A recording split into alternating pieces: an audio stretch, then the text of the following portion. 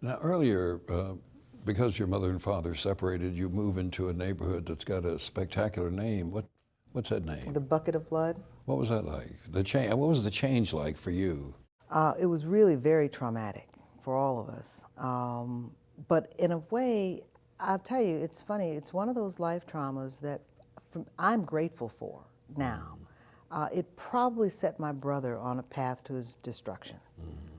But I don't think I would be as rounded or as grounded, if you will, in the Black experience if it hadn't been for that.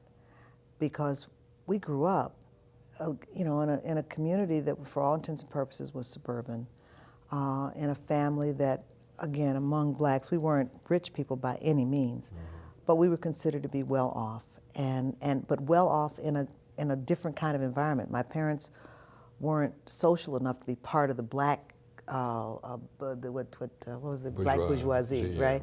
They weren't that. This is the 50th anniversary of the Black bourgeoisie being published. Is it? Yeah. Yeah. Well, he had the books on it, but you know, they weren't part of that. The club structure and all the rest.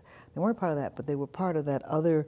The Black intellectuals, that tradition. That's more where they were, and so I really did not have a real sense of what the poverty was like, of what the really the kind of degradation that came of the kind of grinding poverty that the urban ghettos represented.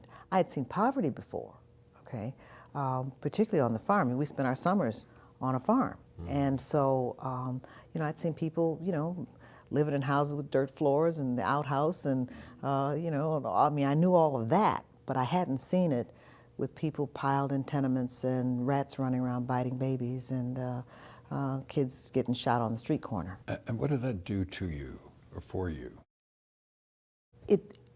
I think it really did. I think it helped round out and help me develop in important ways. It gave me an understanding and an appreciation of the effects of not just slavery and Jim Crow, but of oppression, and particularly economic oppression, that I would not have otherwise had. It gave me another kind of vision about my own life commitment and my own path.